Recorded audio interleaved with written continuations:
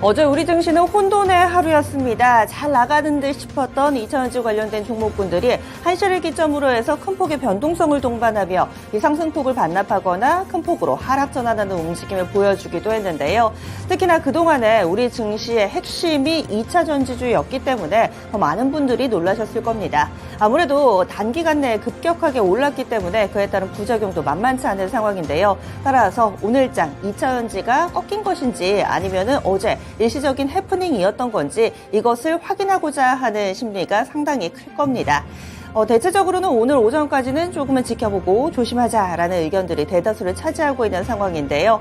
오늘장도 저희와 함께 성공적인 전략 세워보시죠. 핵심 뉴스 알아보겠습니다. 첫 번째 소식입니다. FOMC 결과 나왔습니다. 금리 결정이 있었는데요. 예상대로였습니다.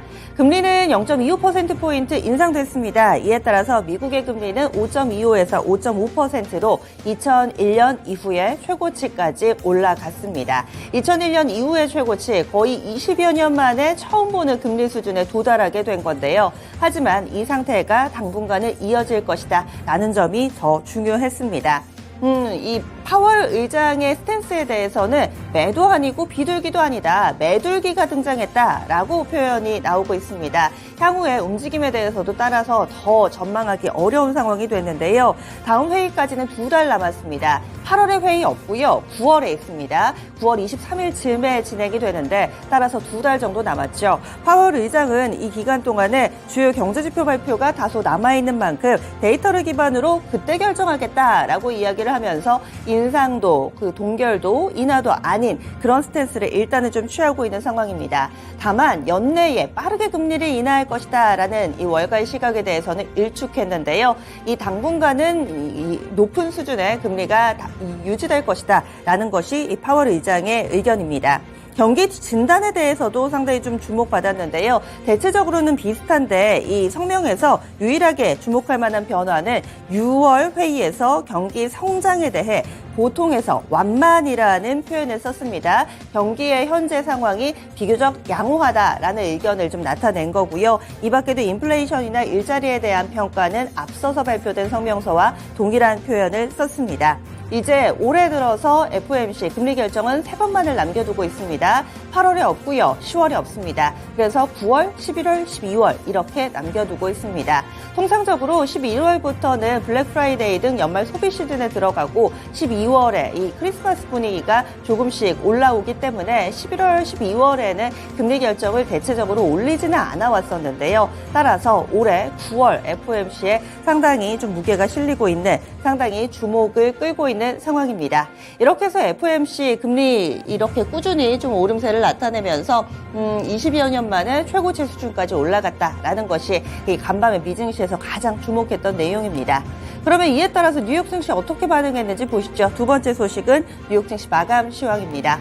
3대 지수는 혼조 양상을 나타냈습니다. 다소 좀 모호한 파월의 입장에 따라서 성명문에 따라서 장중에 등락은 있었지만 결과적으로는 위아래 큰 폭의 변동성을 나타내지는 않았는데요. 다우존스 산업평균지수는 올랐습니다. 벌써 13거래를 연속해서 상승세를 타고 있는 건데 이 13거래일 연속이라는 기록이 정말 대기록입니다. 1987년 이후에 최장기간 랠리의 기록을 쓰고 있습니다. 랠리기는 하지만은 하루에 오르는 폭은 최근 들어서는 점차 줄어들고 있는 상황 가운데 간밤에도 강보합권 정도의 흐름을 보여줬고요. 다우는 올랐지만 S&P 500 지수와 나스닥 지수는 다소 좀 뒷걸음질 쳤습니다. 큰 폭의 하락은 아니었고 전일 종가 수준에서 거래 마쳤습니다. 종목별로는 실적 발표에 따라서 힘이 엇갈렸고요. 단순히 실적이 좋았다고 주가가 비례해서 오르는 것만은 아니었습니다. 향후의 전망이라든지 구체적인 실적, 그 가운데서 부문별로의 평가에 따라서 주가도 엇갈렸습니다. 대표적으로 보시면은요, 알파벳이나 또 보잉 같은 경우는 주가 좋았습니다. 알파벳은 5%, 보잉은 8% 정도의 오름세를 나타냈고요. 반면에 마이크로소프트 같은 경우는 호실적을 발표했음에도 불구하고 약세 흐름을 나타냈고, 텍사스 인스트루먼트가 5%나 하락하면서 전반적인 반도체주들도 간밤에는 분위기가 좋지 않았습니다. 이어지는 소식 국내로 시선을 넘겨보겠습니다. 이 올해 들어서 의료 AI라는 분야가 상당히 각광받았는데요. 이와 관련해서 건강보험 수가가 적용될 것으로 보입니다. 어제 회의가 있었습니다. 제13차 건강보험 정책심의위원회가 열렸는데요. 여기에선 디지털 치료기기, AI 의료기기, 임시 등재 방안이 논의가 됐습니다. 최대 3년간 이 건강보험에 임시 등재하고 신청 시점에 비급여 또는 선별급여를 선택할 수 있도록 했는데요.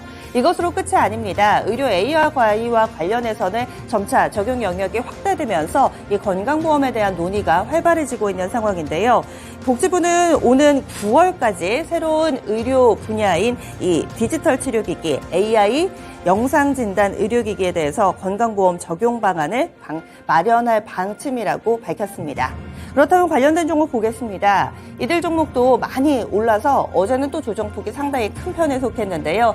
유니시 3.3%, 딥노이드 4%, 디알텍은 5%, 뷰노 같은 경우는 자그마치 어제 11%나 급락하는 모습이었습니다. 오늘장 이런 소식에 돌려놓을 수 있을지 한번 더 체크해 보셔야겠습니다.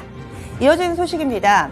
갤럭시 언팩 행사 있었죠. 2010년에 미국에서 진행된 이후에 단 한 차례도 국내에서 진행된 적은 없었는데요. 이번이 처음입니다. 국내에서 진행된 갤럭시 언팩 행사 더욱더 관심을 모았는데 총 4종의 신규 기기를 내놨습니다. 이 가운데서 폴더블 폰이 어떻게 진화할 것인가 상당한 관심사였는데요. 일단 플립5 같은 경우는 예상했던 것처럼 외부 디스플레이가 2배로 커졌습니다.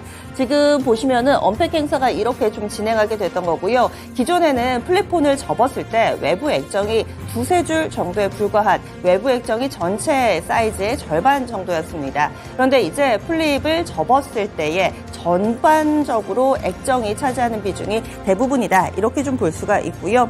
폴드5 같은 경우는 알려진 바대로 이 물방울 힌지가 적용이 됐습니다. 이에 따라서 더욱더 얇아지고 주름도 없어진 상황입니다. 여기에다가 플러스 알파로 배터리 효율을 올렸다라는 점을 폴드5의 특징으로 볼 수가 있겠고요. 워치 같은 경우는 수면 기능에 중점을 뒀다라는 점이 특징으로 꼽힙니다. 그러면 갤럭시 언팩 행사와 관련된 종목군들 보겠습니다. 알려졌던 내용들이 대부분이었기 때문에 오늘장 재료 노출로 인한 매도 물량이 출회될지 아니면 새로운 먹거리에 대한 기대감으로 받아들일지 오늘 투자자들의 이 향방 더욱더 관심이 쏠리고 있습니다. 삼성전자는 어제 다소 밀렸고요. 나머지 폴더블폰 관련된 종목군들 2에서 4% 정도 어제는 밀렸습니다. 마지막 소식 보시죠. 이 개별 뉴스인데요. OCI에 해당하는 뉴스입니다. OCI 같은 경우는 기존의 석유사업부문에서 계속해서 부진을 변치 못하고 있는 상황이고요. 이에 따라서 새로운 사업부문, 특히나 2차 전지와 관련해서 계속해서 박차를 가하고 있습니다. 공장 짓기도 전에 공급부터 따내고 있는 상황인데요. 보시면은 영국에 넥세온이라는 업체가 있습니다. 이 업체에다가 2차 전지 실리콘 음극재 원재료 장기 공급 계약을 체결했다라는 내용이 어제 나왔습니다. 2025년부터 5년간 공급할 거라고 하고요. 이 초기 공급 규모가 700억 원, 5,500만 달러 수준인 것으로 알려져 있습니다. 초기 공급 계약 규모가 이 정도고요. 향후에 넥세온의 상황에 따라서 이 규모는 달라질 수 있다라면서 가능성을 열어뒀습니다. 어디서 만들 것이냐? OCI는 현재 군산에 공장이 있습니다. 이 반도체용 폴리실리콘 만드는 업체인데요, 공장인데요. 그 유휴 부지에다가 공장을 새로 설립할 예정입니다. 연산 1,000톤 정도 규모로 공장을 만들 거라고 하는데 연내 착공해서 2025년 상반기에 생산을 목표로 하고 있습니다.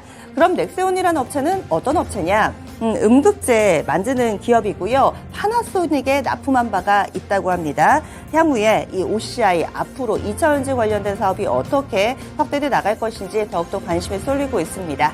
그러면 관련주들 보겠습니다. OCI와 OCI 홀딩스. 당초에는 이 폴리실리콘 대표 주자였는데 이제 체질 개선에 시장에서 또 인정을 해줄까요? OCI는 어제 5.8% 밀렸고요. OCI 홀딩스도 3.7% 정도의 하락하는 모습을 보여줬습니다. 두 종목 나란히 밀렸습니다. 이렇게 전통 사업에 몸담고 있다가 최근 들어서 2차 전지로 체질 개선하는 업체들 레벨업이 될지 여부도 함께 보시면 좋겠네요. 이렇게 해서 핵심 뉴스 알아봤습니다. 오늘도 개장은 증권통과 함께 하시죠.